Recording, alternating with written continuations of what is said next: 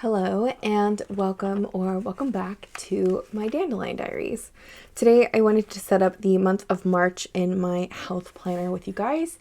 I usually do like a monthly plan with me in my main planner, the common planner, but I wanted to change it up this month and try something a little bit different by showing you what I'm going to do in my health planner. So, disclaimer right off the bat, I do set up the majority of this book in the beginning of the year, so I don't have a whole lot to do, but I just kind of wanted to take you with me on the journey of what I do whenever I'm setting this up for the next month. So on the quarterly page of this notebook, this is the N2 Sterling Ink Forest week size planner, common planner. I just have my top priorities here. This is where I've been putting a synopsis. So at the end of February, I will go in and add that here. So I'm not going to do anything here, but on this side, I've been kind of tracking my personal best in terms of weightlifting. So I just went to write down the, headers of what I will be tracking. So that is my back squat, my deadlifting, and then my bench.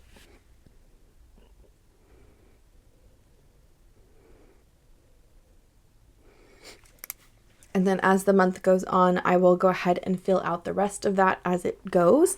I try to fill this out every single day. Sometimes it's every other day if I get really busy, but most of the time it's pretty up to date every time I open up this book. Okay, so for the monthly section, I have been using this as a mood board, mood tracker kind of situation. I have been absolutely loving this. So we're going to lay the groundwork for March. Obviously, I'm not going to be marking anything down in the days because March is not here yet. But again, this is setting everything up. So I'm just going to clip this so it stays down. I will say the binding has relaxed a lot more with daily use in this planner, but it's still not 100% there. Anyways, I'm going to go ahead and use some washi tape. This is from London Gifties. It's actually one of my favorites. It has dandelions on it, which, I mean, I think by the time that you watch this video, or if you've seen any of my videos on this channel, you will know that I have a mild obsession with these tiny yellow flowers that turn into pom-poms. My channel is named after them, and I have lots and lots of dandelion stuff. And 𝗕𝗏𝘕 recently released like their dandelion cover, and I debated so long on whether I wanted to get it or not, and ultimately I got it because it spoke to me, and I had enough people talking with me about it. I got it, and I'm really, really happy with it. Anyways, moving on. I'm just going to kind of decorate this so it's like a little bit on each side. I'm not trying to make this perfect, but I mean, it happens to be like kind of wonky sometimes, and it annoys me, and I'm struggling to do this for some reason today. We're just gonna make this a straight line. Jeez. Okay, and then I usually leave this spot down here blank because I want to add in some extra decoration. But I am going to go ahead and put down the next section, which is my weight by week. So my scale actually broke in February, so I'm going to have to either get it fixed or buy a new one, but I do plan on continuing this kind of trend, so I'm going to go ahead and make a space for that on the next month.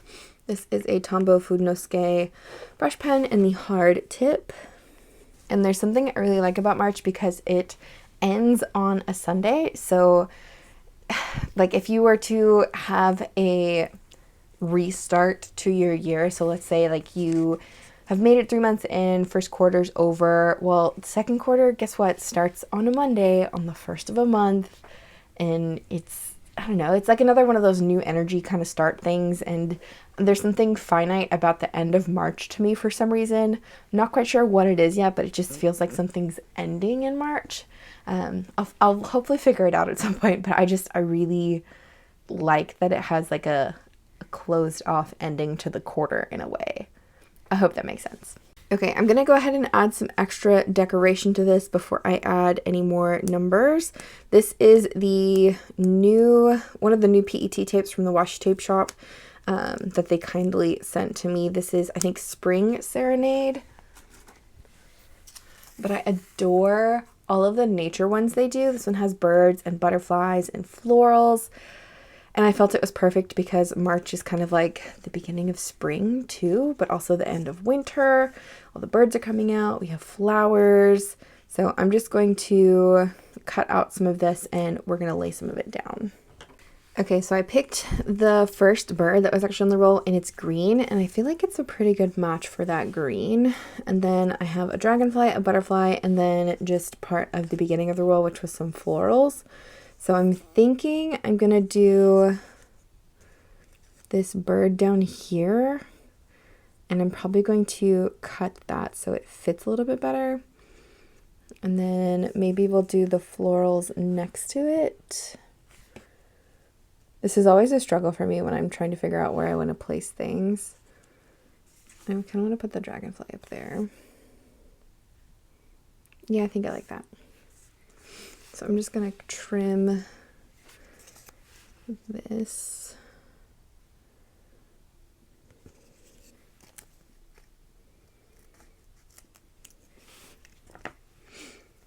And then if you haven't watched any of my PET tape things, I just take my finger and I roll. This is just the easiest way that I have found to get the PET tape off of the backing. I'm sure there are other ways, but I find this works well with all stickers, honestly, no matter what you're using. Alrighty. And then I'm just going to cut this.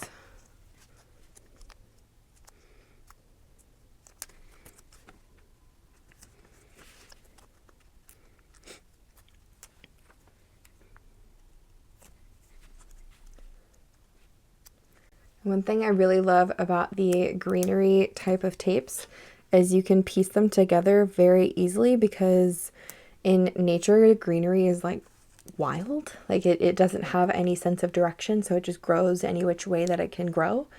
So by placing florals or greenery down on paper in terms of like stickers or art or anything like that, I feel like there's way more forgiveness.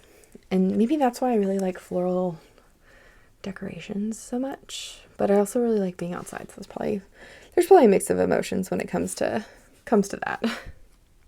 Okay, so the last thing that I am going to do on the monthly section in terms of setting up is go ahead and number out my cycle. So I keep track of it in the monthly by just adding a little number at the edge of the days. This also correlates to how I track like my fasting times. If I'm going to do like a long fast, like a 24-hour fast, all this comes down to like my intermittent fasting goals and like health things. Since this is my health planner, just it's very personal to me, or individual to me, I guess, but I don't mind sharing it with you guys.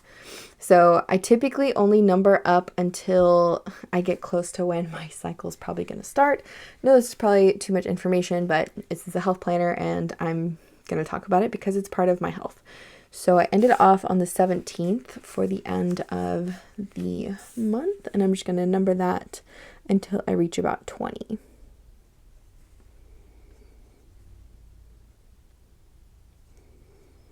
Which just happens to be that first row there. So after that, I will likely go in and number when things start happening for me, and that's how I do that. And then as the days go by, I will add an emoji sticker, which is what I have been keeping in these little books here. I actually got a couple of questions about these, and I don't know if I talked about it in any of my other videos. These are from Sticky Club. They are release sticker books. They're just really small, which is what I like about them. If you order like one of their monthly subscription packs, sometimes these come with it, but I think you can get them individually on their website. They have a whole bunch of different designs. I have one that has like more angry or sad emojis. And then this one is the like more happier ones, I guess, or like lovey ones, or eating good food, working, whatever. Positive, negative is kind of how I see it. The emojis are from the Coffee Monsters Co. If you do not know about Helen's shop, please check it out. I love her things. I've yeah, I just love her stuff. Anyways, so that's all I'm going to do for the monthly section in this part of the book. So the rest of the book is weekly stuff, but I also have all the trackers in the back. So if you watched my setup of this, I set up every single month the exact same way in terms of the skeleton, but I wanted to take you guys through what I'm going to be tracking in March over here. So I'm going to swing this around and hopefully zoom you in and show you what I'm going to be tracking for the month of March. So right off the bat, I like to keep track of when I'm reading throughout the month. I do have some reading goals this year, and so that's something I track in my habits section. Next would be like Spanish, meditation, other things that are more mentally stimulating for me. I'm really trying to become fluent in Spanish. I didn't meet my goal at the end of last year to be fluent. So this year I'm trying to finish that goal again, kind of just like adding it back on, but trying to be a bit more diligent about it. I am like working harder towards conversational Spanish right now. Then for, meditation, that's again more mentally stimulating. I like to keep track of what days I'm doing that. I'm also tracking that in other books though, so I may end up taking this off at some point. I do change up what I track each month, just depending on what I'm feeling like tracking. It's sometimes consistent, honestly, most of the time consistent, but there are some things that I like to change up. And this month I actually have some things I'm changing up. So I also like to keep track of walking, running, lifting, nothing new there. And then I like to keep track of the different fluids and I would say, I don't want to say like addictions, but like caffeine is a really big thing for me. I love coffee. I would drink coffee a lot all day if I could. And I have found that it really puts a big toll on my system if I have a lot of coffee. So I've been trying to track what days I'm having coffee and what days I'm not. And then on the flip side, what days I'm having tea and what days I'm not. Switching to tea has really helped like calm my anxiety in a way. So I like to keep track of that. But the other fluid I want to keep track of more is my alcohol consumption. Specifically in February, I don't know if it was because there was a lot of holidays that month. I had a lot of events going to. I just consumed a lot more alcohol than I thought I was normally consuming. So I just want to keep track of that for a little bit and see if it has any effect on my sleep, mood, and stress, which is on the other side of this tracker. So yeah, that one's on there now. And then I took away some of like the food groups because they weren't like, either I check them off every day anyways, or I don't feel like they're doing anything for me anyway, so I don't need to track them anymore. But the ones that I kept are sugar, meat, fruit, and vegetables. So sugar is just like if I'm having any kind of daily sugar intake that is simple sugars, like adding sugar to my tea or coffee, having a piece of chocolate, a dessert of some kind. I don't count fruit sugar or anything like that. And then for meat, obviously if I had any meat or fish, I guess. And then fruit would be if I had my full serving of fruits that day or my full serving of vegetables for the vegetable part. After that, I have added another thing to my eating out tracking. I'm trying to eat out less this year, honestly, to save money, but also because I want to see how often I really am eating out and how often I'm cooking at home. But I added on fast food as well, because I want to see if when I'm eating out, is it fast food most of the time, or is it I'm going on dates with my boyfriend and we're going to a restaurant, or I'm visiting family and we're going to a restaurant, or whatever. Next, I have conversation, left the house. Both of those are kind of like more checkoffs for me on a social level. And then the last few things are teeth, hair, and 20 minutes outside. For my teeth, that just means did I floss that day? I'm trying to take better care of my flossing routine, considering you're supposed to floss once a day, so I'm just trying to make sure I'm tracking that. And then hair is every time I wash my hair. I do have very curly hair and I don't wash it every day, so I'm just trying to keep track of what days I do wash it, just to kind of keep up a cycle of keeping my hair clean and not, really dirty, since I don't wash it every day. Then 20 minutes outside is basically my outside time. Am I sitting in the sun for 20 minutes? Am I going outside to play with the dogs, monitor my garden, chickens, whatever? This is honestly a really easy one to check off in March, so I'm expecting a full line of dots across just because the weather gets really nice in March for us here in Texas. Other than that, I don't really have anything else that I need to update for March in terms of setting up, since I do set this up pretty much at the beginning of the year.